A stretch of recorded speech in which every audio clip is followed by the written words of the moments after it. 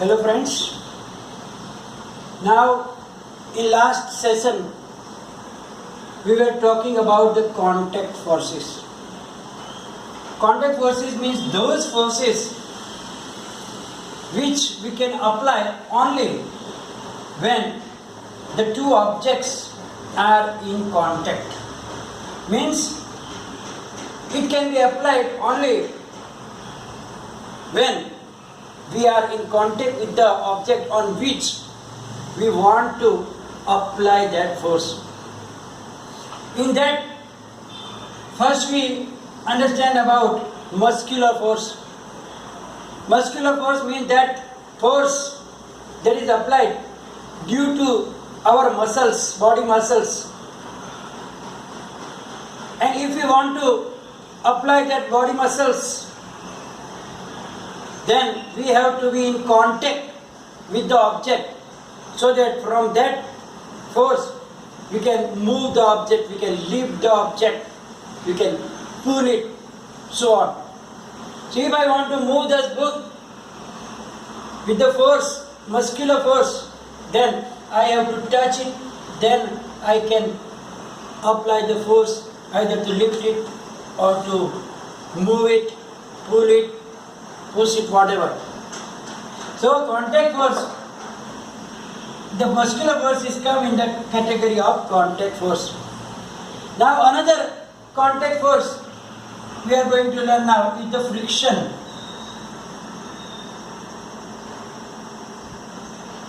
The other one is the friction. Now I will give you an idea what is friction actually. Suppose a ball is sliding on the floor. It is rolling. Now, gradually you will see that if you observe that ball rolling on the floor, then slowly its speed decreases. And then, after covering a distance, little distance, it can stop down. So here, you will see that if the surface is smooth, it can roll more and then it will stop down. If the surface is rough, then it will move only little and it will stop down. So here we see that there is a force acting on it which decrease the speed, because that force is acting on it in the opposite direction of the motion. Now you will think that we are not going to touch it. Then how automatically it slows down and then it stops. So now if you notice that, you will see that the ball is directly in contact with the floor. And on the floor also there must be some small ups and downs. If you move your hand on the surface, then if it is a rough surface you will feel lots of ups and downs. But if it is smooth surface, also if you move your hand, then you will feel that there is small ups and downs also. And due to the interaction with that ups and downs, a force is applied on it through the floor, which is in the opposite direction, which slows down the motion, and that is known as friction. So when the ball is in contact with the floor, then and then only that force is applied. Means it is also a contact force. Similarly, we can give another examples of the contact force also, in which the speed is decreasing. Suppose you are riding a bicycle, then all of a sudden you see some animal is in the way or a child is crossing the road, then you have to slow down your bicycle or a bike or any vehicle, a motor car, anyone. If there is bump coming, that time also we have to slow down our speed. In this situation, what we are going to do? We have to apply the brakes, either with the hand brakes or with his leg brake. So here, when we apply the brakes, what happens? In the vehicles, when we apply the brakes, they are connected with the liners, rubber liners. So when we apply the brake, that liners come in contact with the wheel, and therefore they are making a force, applying a force on the vehicle's wheel, and therefore the motion is getting slow, means the speed is decreasing, and if you press the brake hard, then it can stop also. So here, if that liners, rubber liners, don't come in contact with the wheel, then wheel cannot stop or it cannot slow down. Similarly, if you are riding a bicycle, you stop pedaling, then what will happen? That time also, due to the friction between the tire and the road or the floor, it gradually slows down. If you stop pedaling, then it won't stop immediately, but it slows down. Then after some distance, it will stop because of the friction between the floor and the tire. So here, that we can see that this force is responsible for changing the speed of the object, and this force is known as the force of friction. That force is known as force of friction. And here you will see that the force of friction always acts on all the moving objects. It can work only on the moving objects, and it is always in the opposite direction. So only act on moving objects, and it is in the opposite direction of the motion.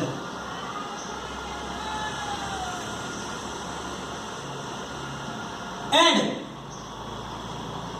it is responsible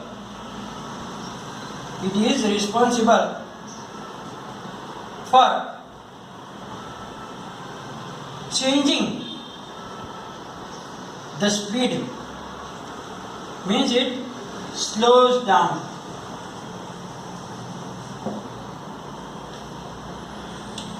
So here you will see that the two forces that we learn are the contact forces, because when we want to apply these forces, must be in contact with that object. First one was the muscular force, and the other is the force of friction. Now in the next chapter, we will learn more about this force of friction, because sometimes they are necessary, sometimes they are evil, sometimes we need to reduce the friction, and sometimes we want to increase the friction, and that we will learn in our next chapter. So here we only learn about the type of force but the chapter 12 will be specially for the friction. So now we move forward.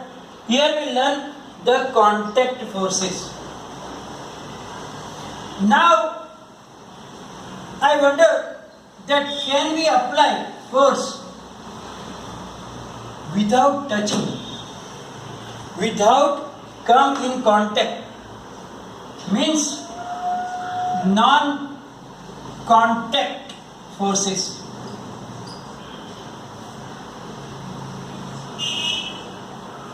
Generally, in the beginning we learn that when the object is steady, without giving force, it will not start moving. If the ball is flying on the floor, either you give the force with your hand, or you kick with your leg, or with a bat. Only that time it starts moving. It means that we must apply a force to make it in motion. From the steady position, we apply force, then it comes into motion. It means that we have to touch it. Means a contact force we are applying on it. Now, it means that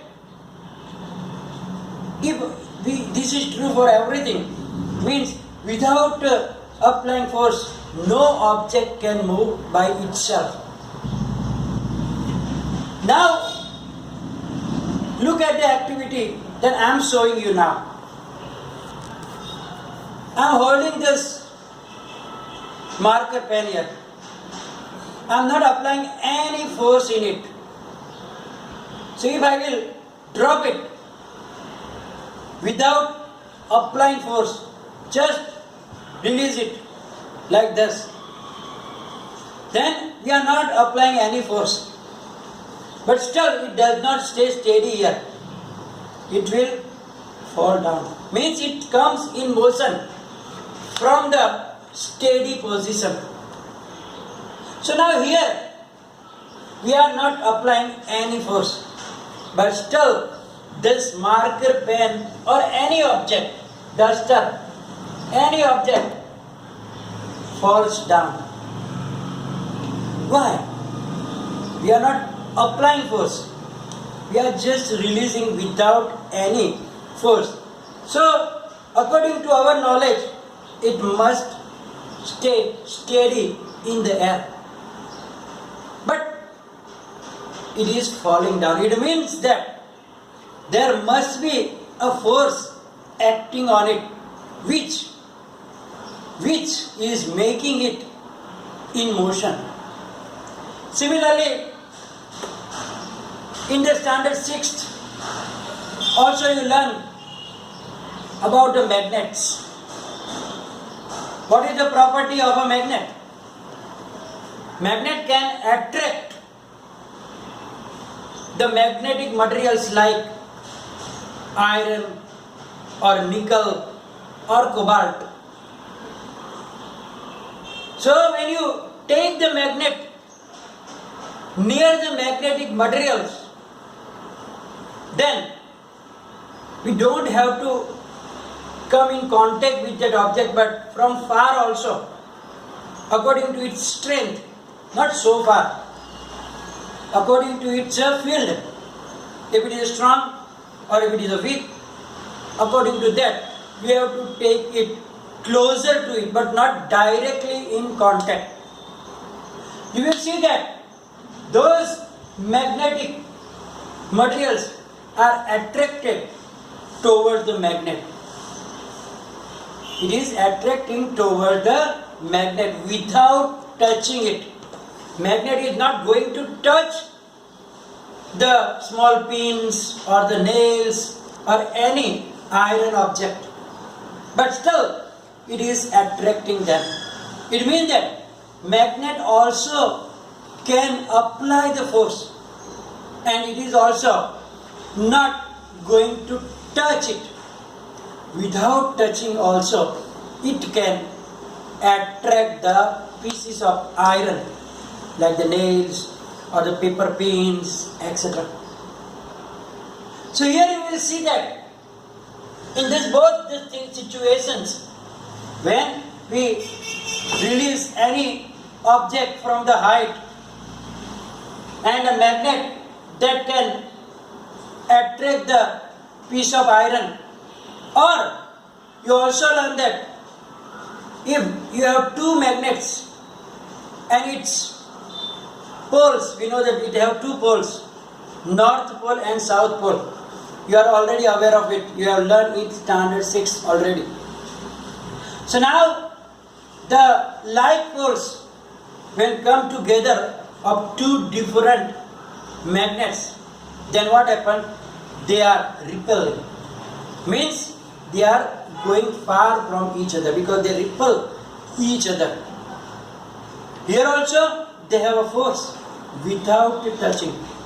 And if you bring the unlike poles, means north and south pole of different magnets, then you will see that they will get attracted. So here also the force is applied, but it is not in contact. So those forces are known as non-contact forces. So the magnets, when we see that magnets, they are not going to touch. So we can see that the magnetic force in which magnets can attract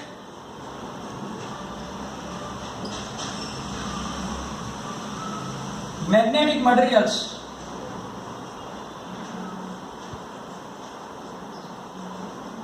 like iron, nickel or cobalt.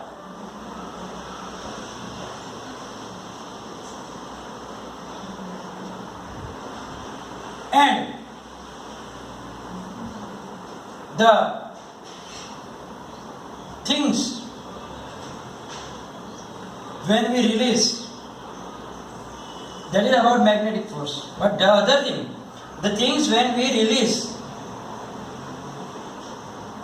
from height,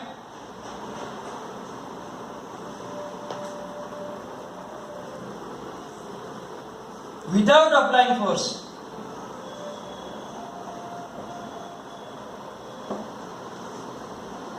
also coming down. About that we will learn later. But first we will see some details in magnetic forces. We can understand with the help of an activity also that take a pair of bar magnets, means two bar magnets. We have to take two bar magnets, and we know that both have N and S, means north pole and south pole. Now what we have to do, that one of the magnet, what we have to do, we have to put it some pencils on the table and place that magnet on the pencils so that it can roll easily. Now here you will put the pencils. On the pencils it can roll down. Pencil or ball pen, whatever is there. And on it, like as shown in this figure. Here you can see that the 2 or 3 pen, pencils, whatever you have, you can put it, and on that you place the magnet, bar magnet. Then take the other bar magnet in your hand and first bring the like poles together. Means if it is the north pole, bring the north pole of the other one near that. Then what will happen? You will see that magnet will roll back with the help of that pencils. Why? Because the like poles repel each other. So the force will move that magnet at the back side. Then again reverse, like poles, not but unlike poles bring together. Then you will see that before we go to touch it, the magnet on the pencils will roll forward and it will attract it toward that. So here you can see that the magnet can attract or repel each other also without touching it. It means that this magnetic force is also a non-contact force. So similarly on the iron piece also, another examples now of the non-contact force. First we learn the magnetic force. Now we will look for the another type of non-contact force, and that is electromagnetic force. Electrostatic, you can say. Electrostatic force. Now what is electrostatic force? Sorry. Now generally maybe when you are small, that time maybe you play this for fun. You can do one thing. If your hair are dry, then take a plastic comb or your plastic scale.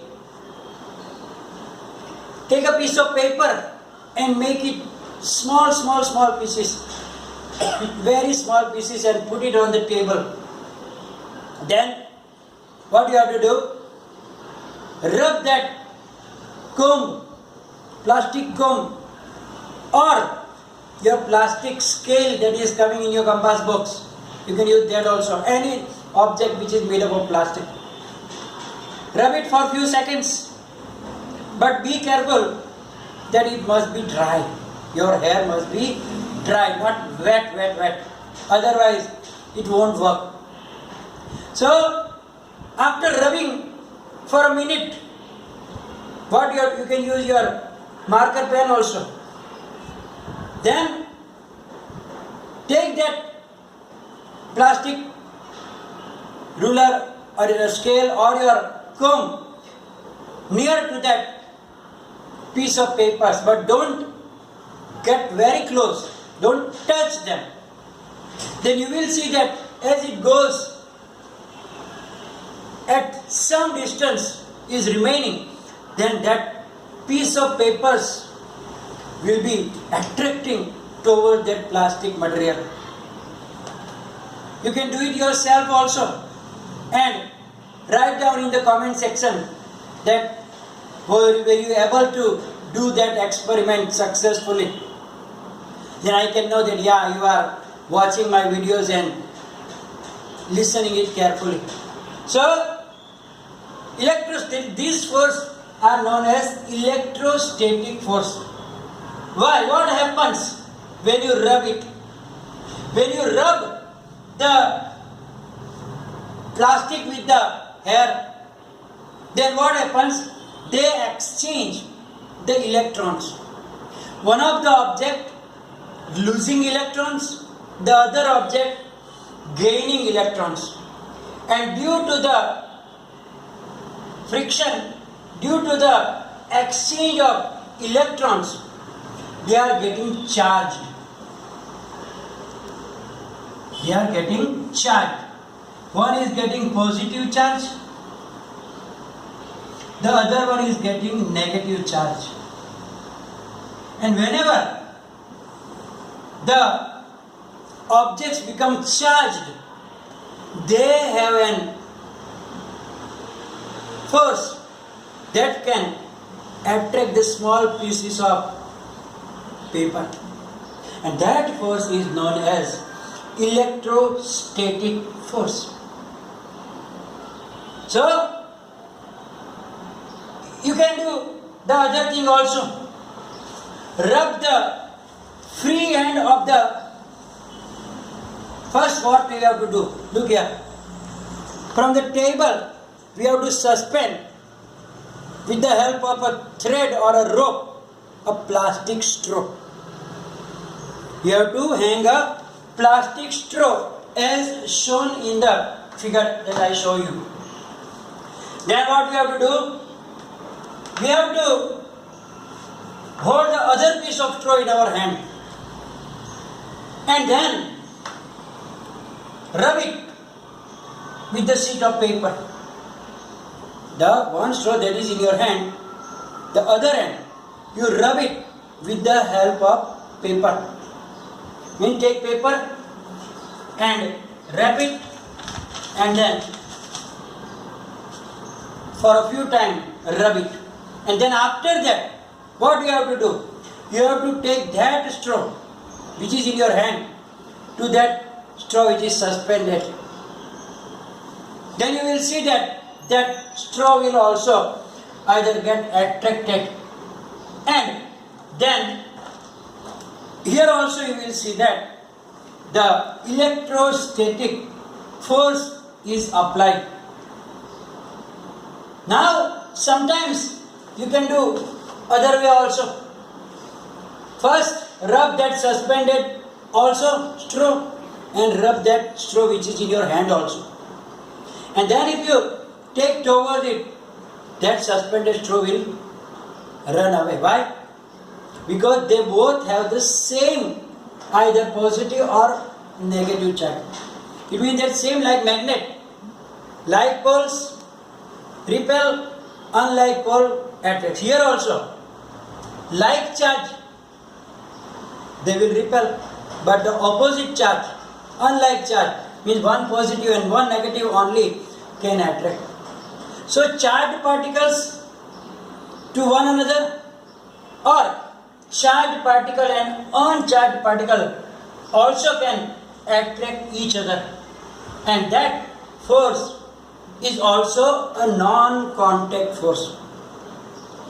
So here we learn about one of the non-contact force, two actually. Actually we learn all the three. The last one, when we dropped any object without giving force, they also fall down toward the earth. And that force is called the force of gravity. Means all the objects are getting attracted toward the earth because earth has a strength so that it can attract all the objects towards them. Doesn't matter it is a light object or a heavy object.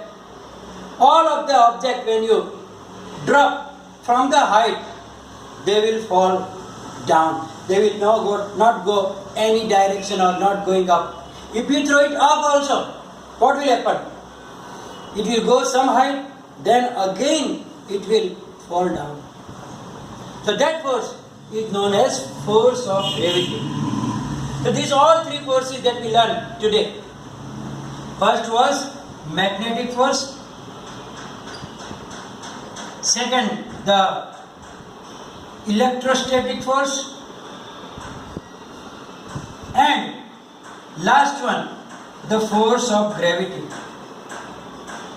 These all are the non-contact forces. So here the types of forces are finished. In the next video, we will learn about the pressure and some related to pressure that we can see. Now, here we are going to stop our sessions today, and as I told you, if you do that activity, please write down in your comment section and any confusion also. Thank you.